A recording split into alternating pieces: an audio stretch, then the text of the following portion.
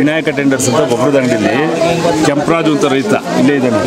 ಇವರು ಗೊಬ್ಬರ ಪರ್ಚೇಸ್ ಮಾಡಿದ್ದಾರೆ. ಗೊಬ್ಬರ ತಾಂಬಂದಿದ್ದು ಏನಾಗಿದೆ, ಬರೀ ಕಲ್ಲುಚ್ಚಿದು.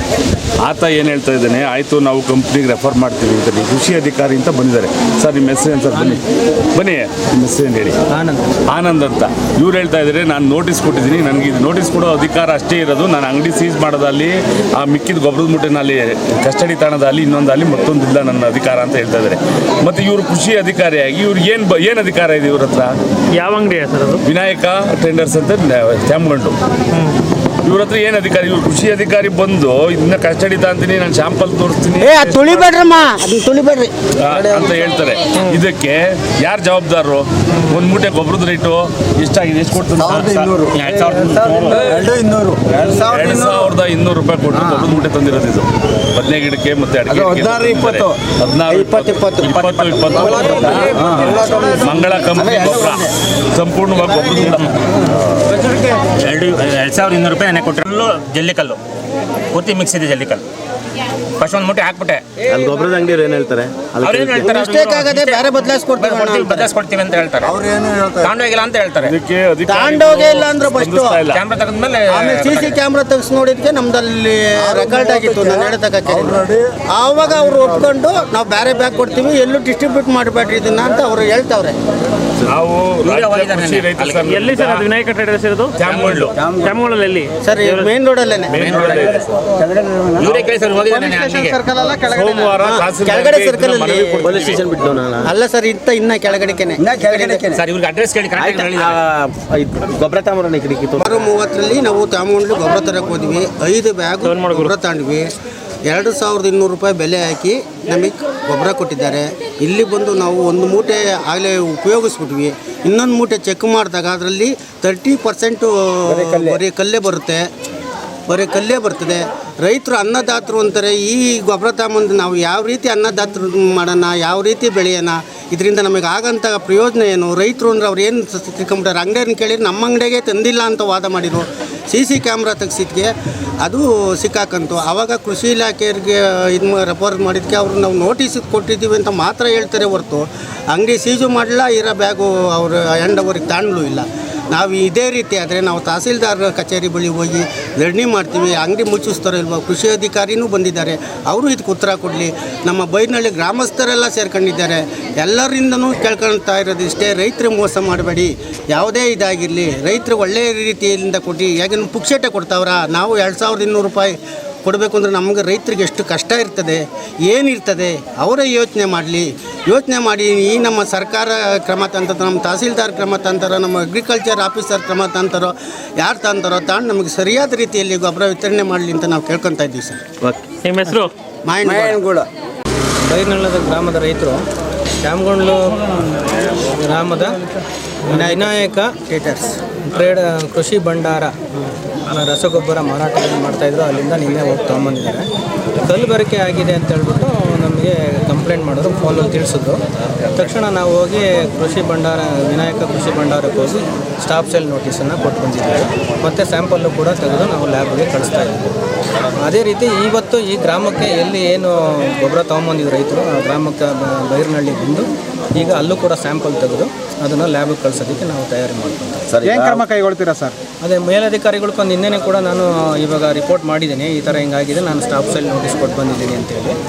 ಮುಂದಕ್ಕೆ ಮೇಲಧಿಕಾರಿಗಳು ಕ್ರಮ ತಗೊಳ್ಳಿ ಸರ್. ಅಂಗಡಿನಲ್ಲಿ ಕಲಬೆರಕೆ ಆಗ್ತಾ ಇರೋದಾ, ಅದನ್ನು ಸಪ್ಲೈಯರಿಂದ ಆಗ್ತಾ ಇರೋದಾ ಅಂತ? ಅದು ಟೆಸ್ಟ್ ಸೀಲ್ ಆಗಿದೆ ಬ್ಯಾಗ್, ನಾನು ಸ್ಯಾಂಪಲ್ ತೊಗೊಂಡು ಬಂದಿದ್ದೀನಿ. ಕಂಪ್ನಿಯಿಂದ ಏನು ಸೀಲ್ ಆಗಿದೆ ಆ ಬ್ಯಾಗಲ್ಲಿ ನಾನು ತೊಗೊಂಡ್ಬಂದಿದ್ದೀನಿ. ಈಗ ರೈತರಿಂದ ಇವಾಗ ಏನಿದೆ ಅಲ್ಲೂ ಕೂಡ ನಾನು ಸ್ಯಾಂಪಲ್ ತೆಗೆದು ಎರಡೂ ಕೂಡ ನಾನು ಲ್ಯಾಬಿಗೆ ಕಳಿಸ್ಕೊಡ್ತಾ ಇದ್ದೀನಿ. ರಿಪೋರ್ಟ್ ಬಂದ ನಂತರ ನಾನು ವರದಿ ಮಾಡ್ತೀನಿ. ಅಲ್ಲ ಸರ್, ಈಗ ರಿಪೋರ್ಟ್ ಬರೋ ತನಕ ಈಗ ಸುಮಾರು ರೈತರುಗಳಿಗೆ ಸರಬರಾಜಾಗಿರೋದು ಡೀಟೇಲ್ಸ್ ಎಲ್ಲ ಸಿಗುತ್ತೆ. FID ಮುಖಾಂತರ ಅವರು ವಿತರಣೆ ಮಾಡಿರ್ತಾರೆ, ಯಾರ್ಯಾರಿಗೆ ಏನು ಸೇಲ್ ಮಾಡಿದ್ದಾರೆ ಅಂತ ಗೊತ್ತಾಗುತ್ತೆ. ಮತ್ತು ಇವಾಗ ಸ್ಟಾಪ್ ಸೇಲ್ ಮಾಡಿದ್ದೀನಿ ನಿನ್ನೆಯಿಂದ ಅವರು ಯಾವುದೇ ರೀತಿ ಮಾರಾಟ ಮಾಡೋದಿಲ್ಲ. ಈ ಸರ್ ಯಾವ FID ಇಸ್ಕೊಂಡಿಲ್ಲ. ಅಲ್ಲ ಸರ್, ಇದರಲ್ಲಿ ಯಾರು ಲೋಪದೋಷ ಅಂತ ಕಾಣ್ತದೆ ಸರ್? ನೀವು ಅಧಿಕಾರಿಗಳು ಗಮನಿಸಬೇಕಾಯ್ತಲ್ವ ಸರ್? ಈಗ ಗೊಬ್ಬರದಲ್ಲಿ ನೋಡಿದ್ರೆ ಕಲ್ಲು ಬೆರಕೆ ಆಗಿರೋದು ಕಂಡು ಬರ್ತಾ ಇದೆ. ಇದನ್ನು ಲ್ಯಾಬ್ ನಾವು ಕಳಿಸಿದ ನಂತರ ಅದರಲ್ಲಿ 20-20-0-13 ಪ್ರಮಾಣದಲ್ಲಿ ರಸಗೊಬ್ಬರ ಇರಬೇಕು, ಸಾರಜನಕ 20 ಇರಬೇಕು, ರಂಜಕ 20 ಇರಬೇಕು, ಮತ್ತು ಸಲ್ಫರು ಅದು 13% ಇರಬೇಕು. ಲ್ಯಾಬ್ ಕಳಿಸಿದ ನಂತರ ಲ್ಯಾಬ್ ರಿಪೋರ್ಟ್ ಬಂದಿದ ನಂತರ ನಮಗೆ ಗೊತ್ತಾಗುತ್ತೆ. ಇದು ಒಂದು 15 ದಿವಸ ಆಗುತ್ತೆ. ಅಲ್ಲಿನವರೆಗೂ ರೈತರು ಗೊಬ್ಬರಕ್ಕೆ ಏನು ಅಲ್ಲ, ಗೊಬ್ಬರಕ್ಕೆ ಬೇರೆ ಆಲ್ಟರ್ನೇಟಿವ್ ಬೇರೆ ಮಳಿಗೆಗಳಿದ್ದಾವೆ, ಅಲ್ಲಿ ರೈತರು ಕೊಂಡ್ಕೊಂಡು ಅಲ್ಲಿರೋ ಅಂಥ ದಾಸ್ತಾನನ ಅವರು ಮಾರಂಗಿಲ್ಲ ಅಂತ ಸ್ಟಾಪ್ ಸೆಲ್ ಮಾಡಿದ್ದೀವಿ. ಮೇಲಧಿಕಾರಿಗಳು ಯಾರು ಸರ್ ಅವ್ರು ಓನರ್? ವಿನಾಯಕ ಟ್ರೇಡರ್ಸ್. ಏನು ಹೇಳಿ? ಕ್ಲೋಸ್ ಮಾಡಿಸಿದ್ದೀರಿ ಈಗ? ಸ್ಟಾಪ್ ಸೆಲ್ ನೋಟಿಸ್ ಕೊಟ್ಟು ಬಂದಿದ್ದೀನಿ. ಅಲ್ಲ, ನೋಟಿಸ್ ಕೊಟ್ಟು ಬರೋದಲ್ಲ ಸರ್, ನೋಟಿಸ್ ಎಲ್ಲರೂ ಕೊಡ್ತಾರೆ, ಬಟ್ ತಾತ್ಕಾಲಿಕ ಅಂಗಡಿ ಕ್ಲೋಸ್ ಮಾಡಿಸ್ಬೇಕಲ್ವಾ ನೀವು ಅಧಿಕಾರಿ? ಮೇಲಧಿಕಾರಿಗಳಿಗೆ ನಾನು ತಿಳಿಸಿದ್ದೀನಿ, ನಿನ್ನೆ ಕೂಡ ರಿಪೋರ್ಟ್ ಮಾಡಿದ್ದೀನಿ. ತಹಸೀಲ್ದಾರ್ ತಿಳಿಸಿದ್ರೆ ಇಲ್ಲ, ನಮ್ಮ ಮೇಲಧಿಕಾರಿಗಳು ಸಹಾಯಕ ಕೃಷಿ ನಿರ್ದೇಶಕರು ಇದ್ದಾರೆ ನೆಲಮಂಗಲ ತಾಲೂಕಿನವರು, ಅವ್ರಿಗೆ ನಾನು ತಿಳಿಸಿದ್ದೀನಿ. ರೈಟಿಂಗಲ್ಲೂ ಕೂಡ ನಾನು ಸ್ಟಾಪ್ ಸೆಲ್ ನೋಟಿಸ್ ಕೊಟ್ಟಿರೋದನ್ನು ಅವರು ವರದಿ ಮಾಡಿದ್ದಾರೆ.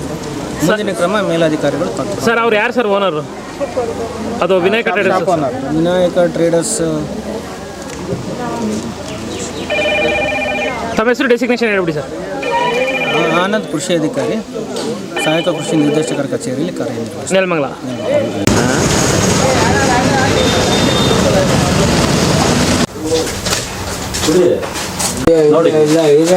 ಇವರು ನಿನ್ನೆ ಕೇಳಿದ್ರೆ ನಮ್ಮ ಹತ್ರ ಯೂರಿಯಾ ಸ್ಟಾಕ್ ಇಲ್ಲ ಅಂತಾರೆ, ಬೆಳಿಗ್ಗೆ ಕೇಳಿದ್ರೆ ಯೂರಿಯಾ ಇಲ್ಲ ಅಂತಾರೆ. ಅಕ್ರಮವಾಗಿ ಈ ತರ 4-5 ಗೋಡನ್ ಮಾಡ್ಕೊಂಡಿದ್ದಾರೆ ಅಂಗಡಿಯವರು. 4-5 ಗೋಡನ್ ನಲ್ಲಿ ಇವ್ರ ಮನೆ ಹತ್ರ ಒಂದು ಗೋಡನ್ ಇದೆ. ಈ ತರ ಅಕ್ರಮವಾಗಿ DAP ಅಲ್ಲಿ ಯೂರಿಯಾ ಅಲ್ಲಿ ರಸಗೊಬ್ಬರನ್ನ ಸ್ಟಾಕ್ ಮಾಡಿಕೊಂಡು ಕಾಳಸಂತೆಯಲ್ಲಿ ಮಾರಾಟ ಮಾಡಿ ಮತ್ತೆ ಇದನ್ನ ಅಭಾವ ಸೃಷ್ಟಿ ಮಾಡ್ತಾವ್ರೆ.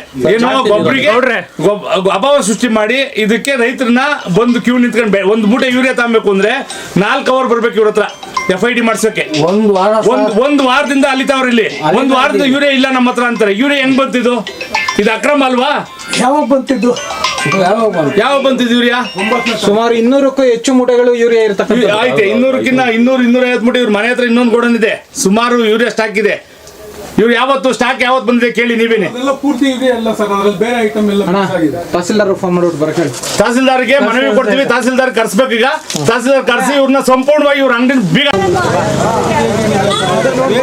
ಇಲ್ಲೇ ಇದೀವಿ ನಾವು, ಎಲ್ಲೂ ಹೋಗಿಲ್ಲ.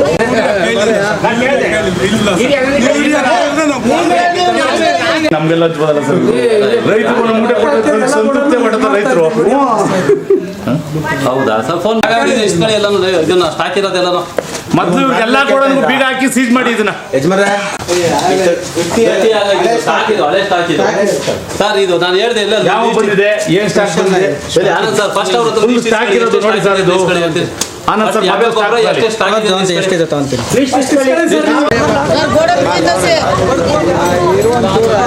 ಯಾಕ್ರಿ ಹಿಂಗೆ ನಿಮ್ದೆ